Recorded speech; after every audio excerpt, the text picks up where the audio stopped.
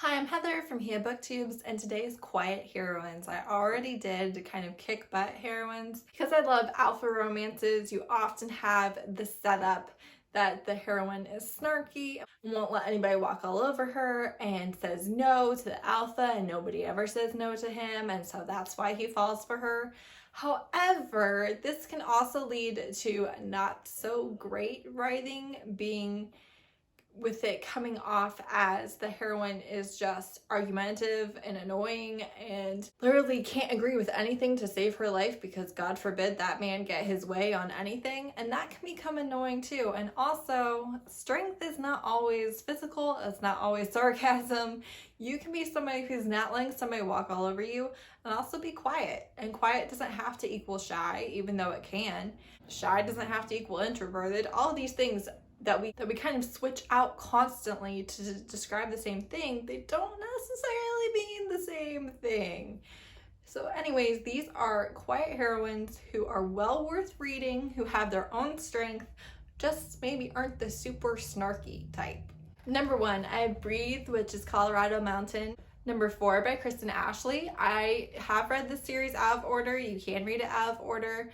I think having read this one before some of the books that came before it, I think that you would have a deeper appreciation for this one if you already know his history specifically, but you can definitely get all of that in the one book if you just want to read it as a standalone. So Faye is a quiet librarian, and she's around 30 and is still a virgin, not in like a desperate sort of way, just in a way where, because honestly, virginity, like, that's up to you. We kind of get the stereotype that if you don't lose your virginity by 18, it's because nobody wanted you. That's not true. It can be so different for so many different people who maybe don't have religious reasons or a specific reason why, hey, they're not messing around before marriage. But there can be a lot of other reasons besides just nobody found you desirable. I think that should be put forth.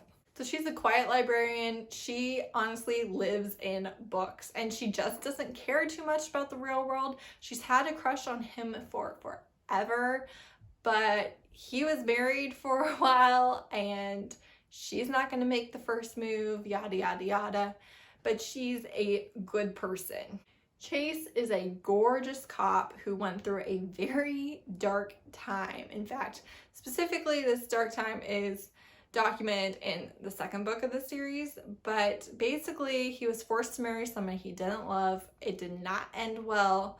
There was a bunch of things happening in the police department that he didn't agree with, but also didn't have control over, and was kind of forced to partake even though he was not okay with it. He did end up making that right. However, he just doesn't think that he's good enough for her. He thinks that the mistakes and all these things that have happened in his past make it where he should not pursue her because she should end up with somebody better than him. Good news though, he gets over that. And they have the sweetest romance. And if you read romance and you know those scenes that kind of make you want to do a little something something, this book illustrates that so perfectly, and I just loved it. I loved that part of their relationship. I thought it was hilarious and cute and sweet, and I highly recommend if you're a book lover, which, I mean, you are. Next, I have written The Librarians Coven, number 1 by Kathryn Moon. This is about another librarian. She is a witch, and she is a scriven, which means that her magic is written magic, and they're very rare in this country. And their covens are usually polyamorous relationships. So she ends up in a coven with 3 other men, but it's not a reverse harem per se. It's more all 4 of them are in a relationship together. And that's very common, that's normal, that's accepted. And she's very quiet, very plain, but also plain dresser, and doesn't think overly highly of herself, but also not in an annoying way. I don't think she has self-worth issues, which is great. And you get the points of view of all 4 members of the coven, and the different books kind of focus a little more heavily on one of the guys and their storyline, and them bringing her out of her shell and into her own, while she still keeps what makes her her. She doesn't change into a totally different person. I really enjoyed it. Next I have Clean Sweep, which is Innkeeper Chronicles #1 by Ilona Andrews. This is a very interesting setup. This is an urban fantasy series, and she is an innkeeper, and the inn is magical, and she basically gets her magic from the inn. So the farther away from the inn she is, the less magic that she has, the less powerful she is. And she uses a broom for everything. It's kind of like her magic wand type deal.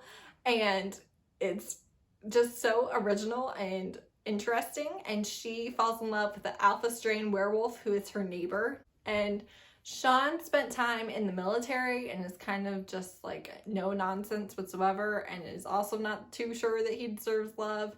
And it's their romance and all of the shenanigans that happen and the things that she does to protect the people in her inn. Ilona Andrews is a fantastic author. It's actually a husband-wife duo, and they write urban fantasy, and it's all really, really good. Next I have Persuasion by Jane Austen. It's kind of the OG of quiet heroines and romance. If you don't know, Jane Austen is the author of Pride and Prejudice, and Persuasion, I believe, is the last of her finished works that she finished before her death. And she was a contemporary author, so when she was writing it, this is what society was like. She was writing for the time period that she was in. And our main character, Anne Elliot, is 27 and unmarried, and that was a big no-no. 8 years before, she was engaged to Captain Frederick Wentworth, and her family friend, and particularly her friend, Lady Russell, convinced her that, hey, he's poor, he's in the military, he doesn't have any great connections. You're 19, don't waste your life on him. And so she listened to her and she broke off the engagement. Now it's 8 years later, she's never found love. She does everything for everybody and nobody appreciates her. Her family is kind of a little bit the worst, but in like a dumb sort of way. They're not like actively vicious, they're just doesn't notice anything outside of themselves. And so she wishes she hadn't been persuaded to give him up. And he comes back and he's not pursuing her, but now he's rich because he made a ton of money in the war with Napoleon, and they keep being thrown into the same circles together. And it's their love story and it's so sweet. It's a second chance romance, and I'm not a huge fan of second chance romances, but it's so good. This was my mom's favorite movie when I was growing up, and so very familiar with the story, although I have also read the book, obviously. And it's just, Jane Austen is just one of the greatest writers of all time. If you've never read one of her books, highly, highly recommend it. Last but not least, I have Chastely, Bitten, which is Blood Alliance #1 by Lexi C. Foss. This is a vampire werewolf ruled world. Humans are nothing but food and labor, and the world has been ruled by vampires and werewolves for a very long time, and so all of humanity's history of when they were in charge has kind of been erased. And so humans don't know any differently, because the way the vampires and the werewolves run the society, that's all they're taught, that's all they are. They also have very violent reinforcement of that idea constantly, and so basically all the humans are quiet and meek. Juliet is a blood virgin, which means that her blood is the tastiest and it's genetic, and so they are guarded. She has been trained for 22 years to be the perfect blood virgin, which basically means doing exactly what a vampire says, however they say it, letting them feast on you, etc., etc., etc. And Darius views it as she spent 22 years becoming the perfect weapon, and he's going to use her to bring down the entire society. And it is so good. It's dark and violent and bloody, but also like he's going to be good to her.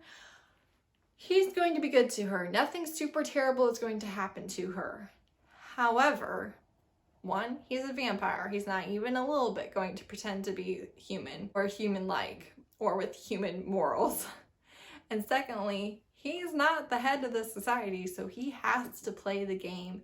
And part of that is how he treats her. So it's very, very interesting. It is a world where humanity has no rights, and she is quiet, but also I love her. She ends up being such a fantastic character, and I really recommend the series as a whole. But this first one, we definitely have a quiet heroine who is worth the reading about. That's it. That's all the quiet heroines that I have for today. Who's your favorite quiet main character who wasn't annoying, wasn't so shy, wasn't so timid that nobody could do anything with her, but also like her personality was quiet. She was not the snarky kick butt one. Let me know. I do enjoy these books depending on how they're done. So give me any recommendations that you might have. If the book is in Kindle Unlimited, it's marked in the description. Please subscribe if you're a romance fan. Thanks so much for watching. Bye.